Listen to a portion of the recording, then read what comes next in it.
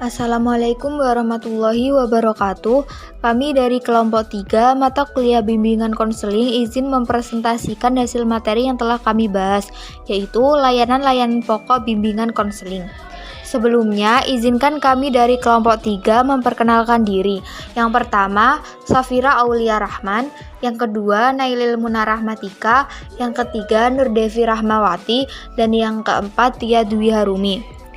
Langsung saja, materi yang pertama akan disampaikan oleh Mbak Safira Aulia. Pengertian dan fungsi layanan bimbingan konseling. Yang pertama, pengertian layanan bimbingan konseling. Pelayanan bimbingan adalah suatu proses berkelanjutan.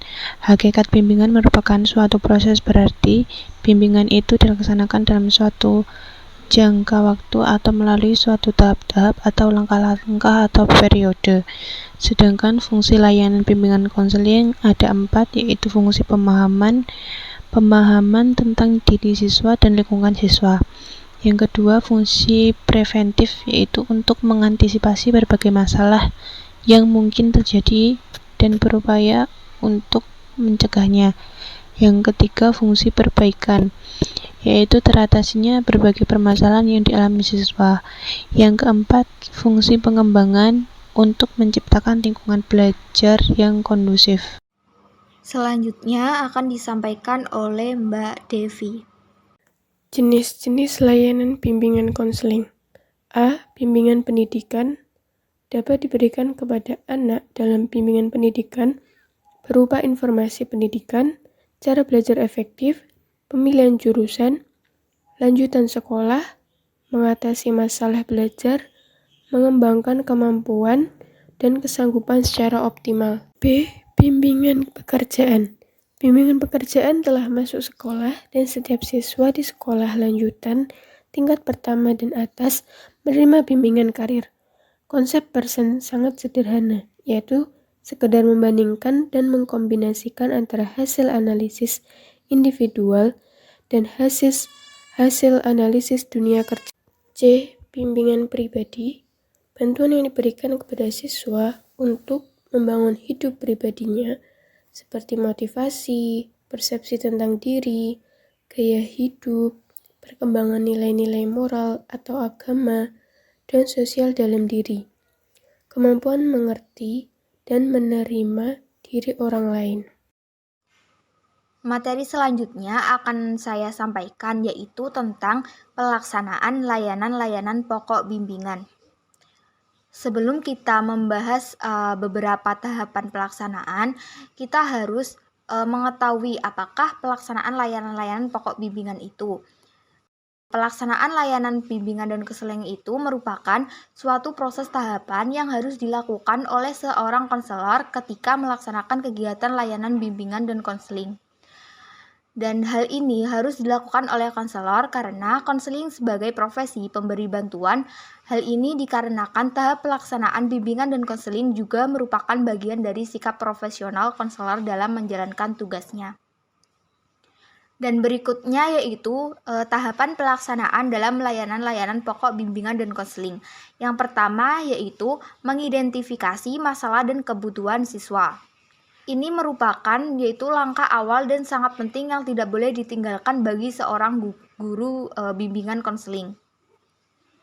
Biasanya para guru bimbingan konseling ini akan memberikan angket atau kuesioner yang nantinya akan berfungsi mengungkap data masalah dan kebutuhan para siswa. Yaitu yang kedua, melakukan diagnosis. Melakukan diagnosis ini merupakan langkah setelah masalah dan kebutuhan siswa dapat diidentifikasi oleh guru bimbingan dan konseling.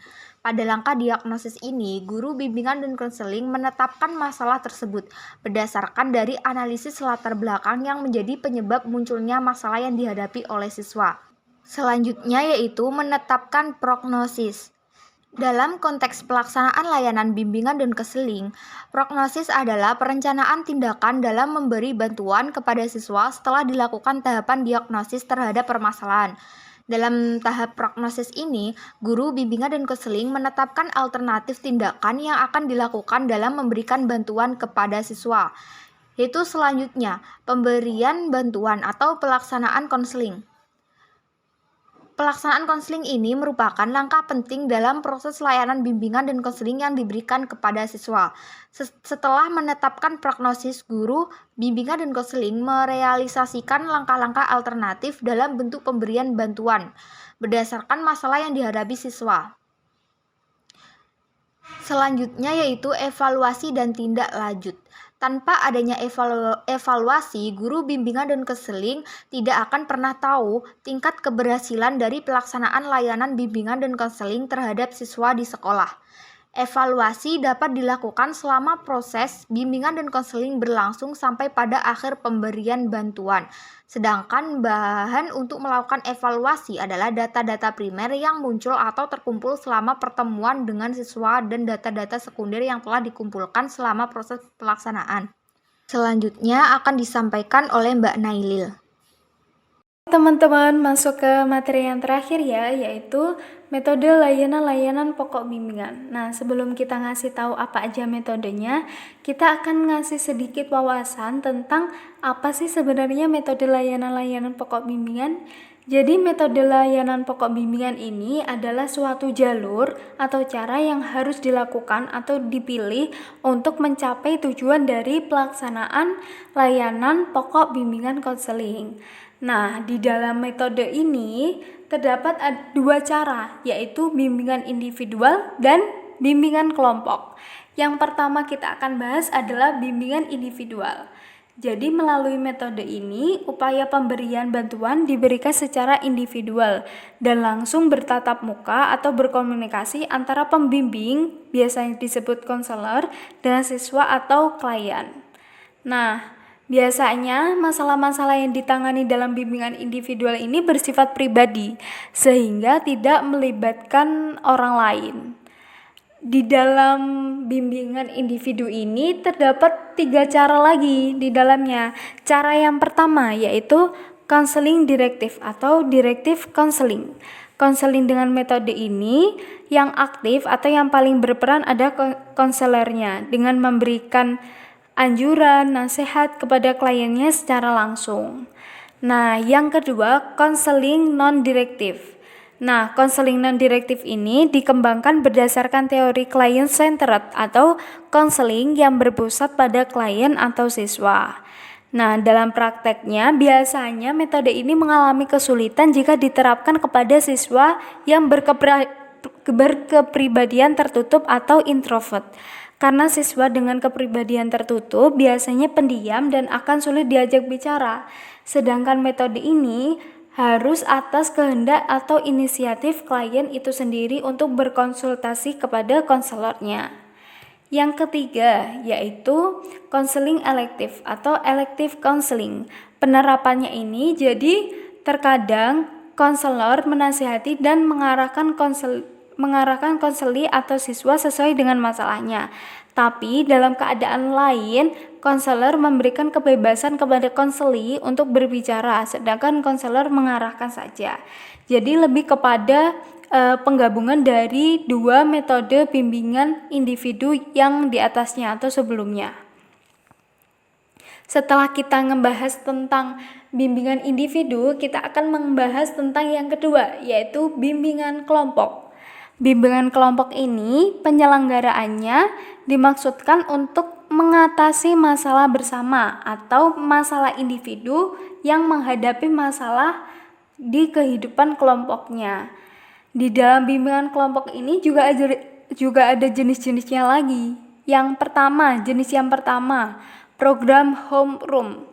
Program ini dilakukan di luar jam pelajaran dengan menciptakan kondisi sekolah seperti di rumah, sehingga tercipta kondisi yang bebas dan menyenangkan. Tujuannya agar guru dapat lebih dekat dengan siswanya. Yang kedua, karya wisata. Nah, biasanya nih yang paling menarik karena banyak siswa yang mau ikut. Di dalamnya itu kegiatannya biasanya mengunjungi dan mengadakan peninjauan pada objek-objek yang menarik yang berkaitan dengan pelajaran tertentu, sehingga mendapatkan informasi yang mereka butuhkan. Jenis yang ketiga yaitu diskusi kelompok. Diskusi kelompok ini cara yang dimana siswa dapat memperoleh kesempatan untuk memecahkan masalah secara bersama-sama. Nah, setiap siswanya juga tentu akan memperoleh kesempatan untuk mengemukakan pemikirannya masing-masing. Yang keempat yaitu organisasi siswa. Organisasi siswa ini tentu udah gak asing lagi di kalangan kita, karena melalui melalui organisasi siswa ini tentu juga akan memperoleh kesempatan mengenal berbagai aspek dalam kehidupan bersosial. Yang kelima, sosial drama dan psikodrama. Sosial drama cara membantu memecahkan masalah melalui drama. Nah, psikodrama upaya pemecahan masalah melalui drama yang berkaitan dengan psikis. Perbedaan sosiodrama dan psikodrama ini sebenarnya terletak pada topik yang diangkat. Jadi kalau sosiodrama tentang sosial, kalau psikodrama tentang psikis yang dialami oleh individu. Yang keenam, pengajaran remedial.